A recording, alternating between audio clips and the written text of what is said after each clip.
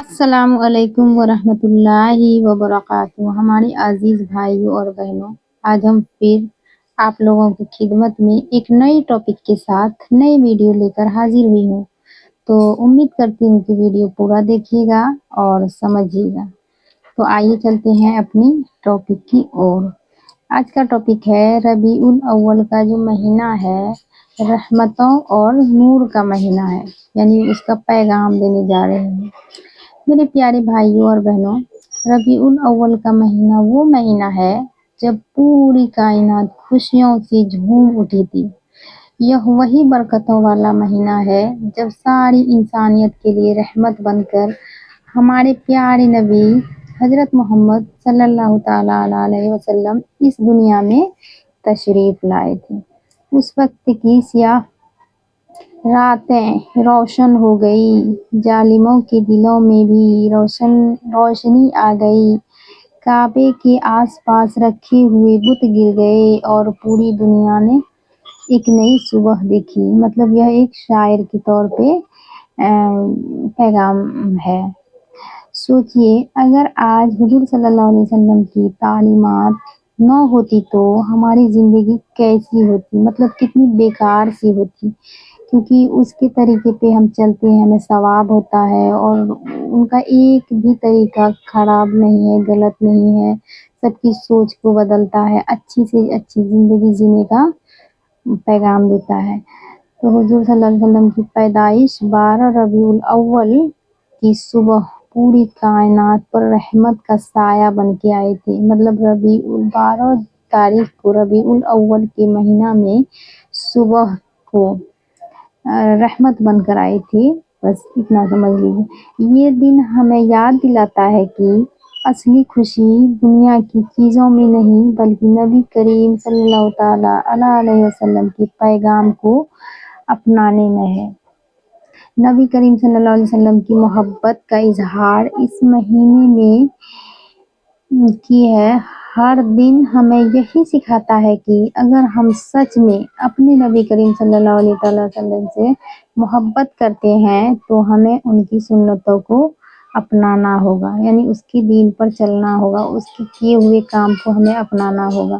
محبت صرف زبان سے نہیں بلکہ اپنے عمل سے کرنی ہوگی۔ مطلب یہ نہیں کہ ہمارے نبی ایسے تھے ویسے تھے، بہت اچھے تھے، تعریف تو کرنا ہے ہی، اس کے کیے ہوئے کام کو ہمیں کرنا ہے، اپنی زندگی میں عمل کرنا ہے۔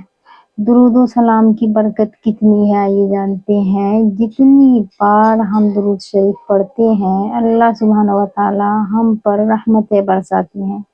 اب بتائیے ایک بار درود شریف پڑھنے سے کتنا فائدہ ہے ہمیں، اور جتنا پڑھیں گے اتنا فائدہ ہوگا۔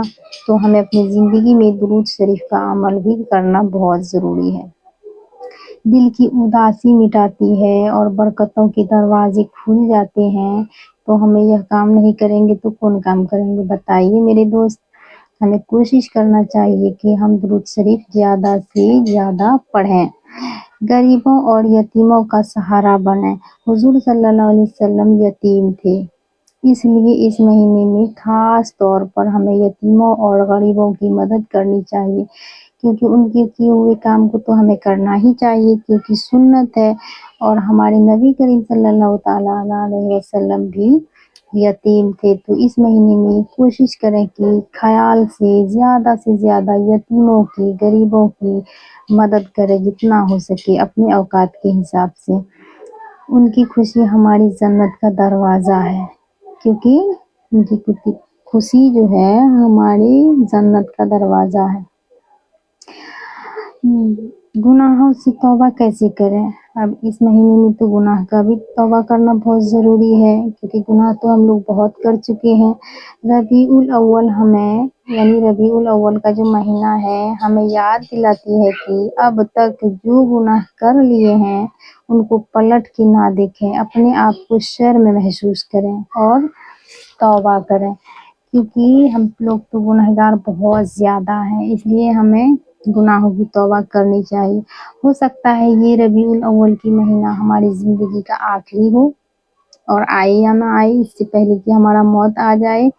اور پتہ ہے मेरे भाइयों और बहनों से मैं ये दरख्वास्त करती हूँ, कहना चाहती हूँ, जब हम अपने नबी करीम सल्लल्लाहु ताला अलैहि वसल्लम का नाम लेते हैं तो दिल खुद ब खुद रोने लगता है, क्योंकि वो हमसे इतने प्यारे थे कि हमें देखने से ही पहले ही हमें याद किया और हमारे लिए आंसू बहाए, हमारे लिए दुआएं की। तो क्या हम इतने नालायक हैं कि उनकी तालीमों को भुला दें?